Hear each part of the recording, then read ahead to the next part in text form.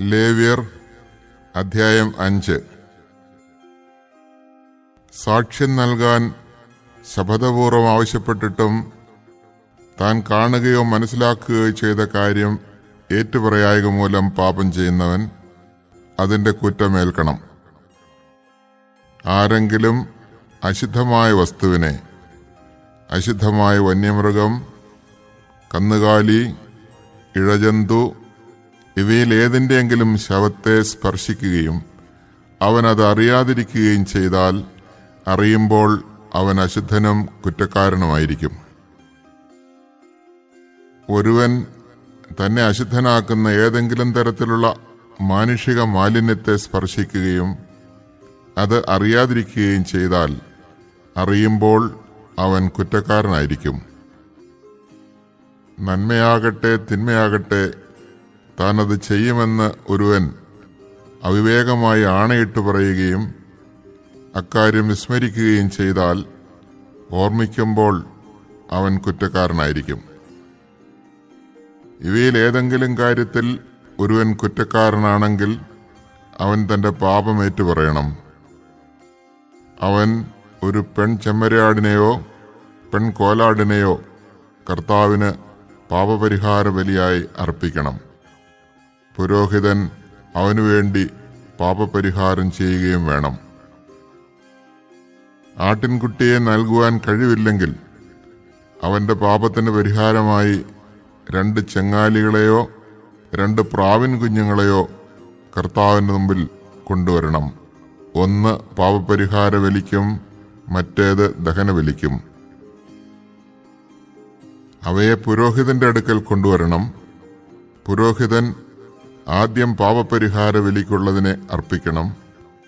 അതിന്റെ കഴുത്ത് പിരിച്ചൊടിക്കണം, തല വേർപെടുത്തരുത്. ബലിയർപ്പിച്ച പക്ഷിയുടെ കുറെ രക്തമെടുത്ത് പുരോഹിതൻ ബലിപീഠത്തിന്റെ പാർശ്വത്തിൽ തളിക്കണം. ശേഷിച്ച രക്തം ബലിപീഠത്തിന്റെ ചുവട്ടിൽ ഒഴുക്കിക്കളയണം. ഇത് പാപപരിഹാര ബലിയാണ്. രണ്ടാമത്തേതിനെ വിധിപ്രകാരം ദഹനബലിയായി സമർപ്പിക്കണം. പുരോഹിതൻ അവനുവേണ്ടി പാപപരിഹാരം ചെയ്യണം. അപ്പോൾ കുറ്റം ക്ഷമിക്കപ്പെടും. 2 ചെങ്ങാലികളെയോ 2 പ്രാവിൻ കുഞ്ഞുങ്ങളെയോ നൽകാൻ കഴിവില്ലെങ്കിൽ താൻ ചെയ്ത പാപങ്ങൾക്ക് പരിഹാരമായി 1 ഏഫായുടെ 10 നേരിയ മാവ് അവൻ പാപപരിഹാര ബലിക്കായി നൽകണം. പാപപരിഹാര ബലിക്ക് വേണ്ടിയുള്ളതാകയാൽ അതിൽ എണ്ണ ഒഴിക്കുകയോ കുന്തുരുക്കമിടുകയോ അരുത്. അത് പുരോഹിതന്റെ അടുക്കൽ കൊണ്ടുവരണം. പുരോഹിതൻ അതിൽ നിന്ന് സ്മരണാംശമായി 1 കൈ മാവെടുത്ത് കർത്താവിനുള്ള ദഹനബലിയായി ബലിപീഠത്തിൽ വച്ച് ദഹിപ്പിക്കണം. ഇത് പാപപരിഹാര ബലിയാണ്. മേൽപ്പറഞ്ഞവയിൽ ഒരുവൻ ചെയ്ത പാപത്തിന് പുരോഹിതൻ അവനുവേണ്ടി പരിഹാരം ചെയ്യണം. അപ്പോൾ കുറ്റം ക്ഷമിക്കപ്പെടും. ശേഷിച്ച മാവ് ധാന്യബലിയിൽ എന്നതുപോലെ പുരോഹിതനുള്ളതാണ്.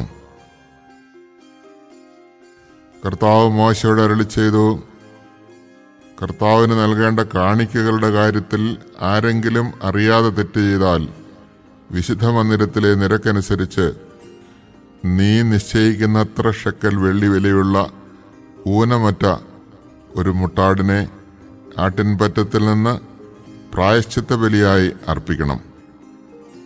വിശുദ്ധ വസ്തുക്കൾക്ക് നഷ്ടം വരുത്തുന്നവൻ പരിഹാരത്തുകയും അതിന്റെ 1/5 കൂടി പുരോഹിതനെ ഏൽപ്പിക്കണം.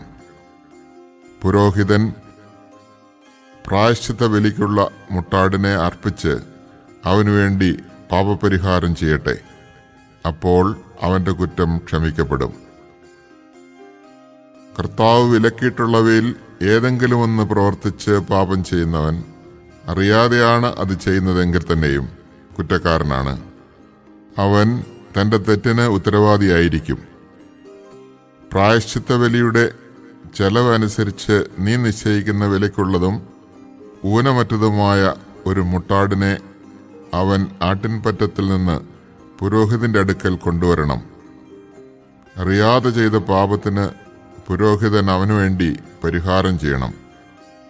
അപ്പോൾ കുറ്റം ക്ഷമിക്കപ്പെടും. ഇത് പ്രായശ്ചിത്ത ബലിയാണ്. അവൻ കർത്താവിന്റെ മുൻപിൽ കുറ്റക്കാരനാണല്ലോ.